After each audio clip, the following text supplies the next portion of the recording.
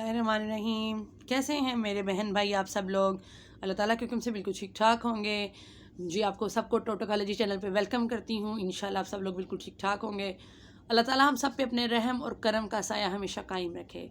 तो चलते हैं अपने आज के टॉपिक की तरफ, लेकिन उससे पहले मेरे चैनल को सब्सक्राइब कीजिए, मेरी वीडियो को लाइक शेयर कीजिए, कमेंट्स में लाजमी बताया करें कि आप लोगों को मेरी वीडियोस अच्छी लग रही हैं या नहीं। अगर नहीं लग रही तो उसकी क्या रीज़न है, अगर लग रही हैं तो उसकी क्या रीज़न है, क्योंकि हर बंदे को इम्प्रूवमेंट की ज़रूरत होती है। अगर मुझे पता चले कि आपको मेरी वीडियो अप्रोच नहीं कर रही या आपको थोड़ा सा भी मेरी वीडियोस में कोई मसला नज़र आ रहा है तो आप क्रिटिसाइज़ कर सकते हैं, क्योंकि पॉजिटिव क्रिटिसाइज़ हर बंदे का हक़ है और मुझे वो सुननी भी पड़ेगी, उसमें मेरे लिए बहुत सारी बेहतरी होगी।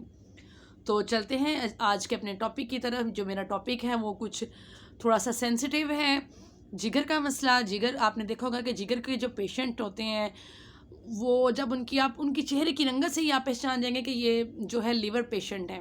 आपने देखा होगा कि लीवर जो है जब काम करना छोड़ देता है या लीवर पे स्वेलिंग हो जाती है, लीवर बढ़ जाता है या लीवर जो है सिकुड़ जाता है, तो उसके साथ इंसान का जो बॉडी स्ट्रक्चर है वो कैसे बहुत ज़्यादा एकदम से वीक होना शुरू हो जाता है, कैसे इंसान की रंगत जो है वो पेल होना शुरू हो जाती है, कैसे एक नॉर्मल इंसान जो है वो दुबला पतला होना शुरू हो जाता है और हड्डियों का ढांचा बनना शुरू हो जाता है। जिगर का जो मेन काम है ब्लड को पैदा करना। जब जिगर काम ही नहीं करेगा, ब्लड कहाँ से प्रोड्यूस होगा?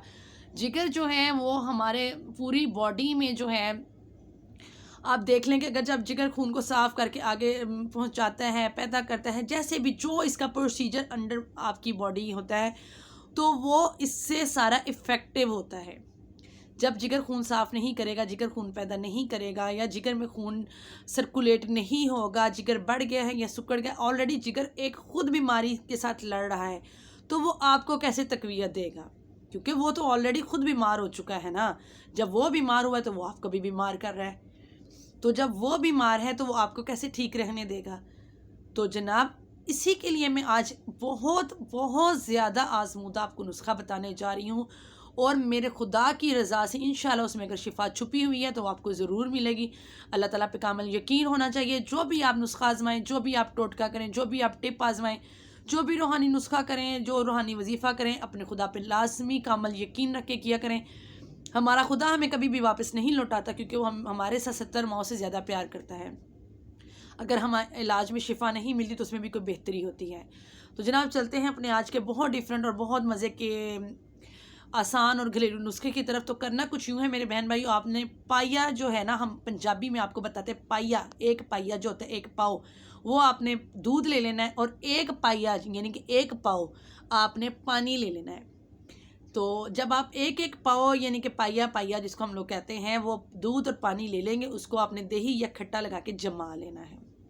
जब आप उसको दही को जमा लेंगे तो सुबह आप देखेंगे कि जो आपने आधा किलो रात को दूध को जमाया है, उसका पानी का लेवल अलग होगा, दही का अलग होगा। यानी कि पानी अलग हो जाएगा, दही जो बन चुका है वो अलग हो। जो पानी होगा उसको आपने निथार लेना है, अच्छे से आराम से निथारना है। जब उस पानी को आपने दिन में 2 से 3 मरतबा इस्तेमाल कर लेना है, और आप देखेंगे कि वो दिनों के अंदर, कुछ ज़्यादा नहीं मैं आपको बता रही, बहुत कम दिनों के अंदर आपके जिगर को तक़वियत देगा, आपके जिगर को मजबूती देगा। अगर जिगर सिकुड़ रहा है तो जिगर को वो लेवल पे लेके आएगा, अगर जिगर बढ़ रहा है तो तब भी उसको वो लेवल पे लेके आएगा। आपका जिगर जो है वो बहुत स्ट्रॉन्ग हो जाएगा। आप ये वाली चीज़ें लाजमी अपनी ज़िंदगी में अपनाया करें। ये जो देसी टोटके होते हैं ये आपके लिए इतने ज़्यादा यूज़फुल होते हैं कि आप लोगों को जो मेडिकल जो ट्रीटमेंट होता है वो भी ज़रूरी है, लेकिन अगर आप स्टार्ट में भी अपनी बीमारी को पकड़ लेना तो वो भी ज़्यादा लंबी नहीं चलती। और उसके साथ आपने करना कुछ यूँ है कि आपने कोलवंजी और कासनी, ठीक है, ये आपने ले लेनी है।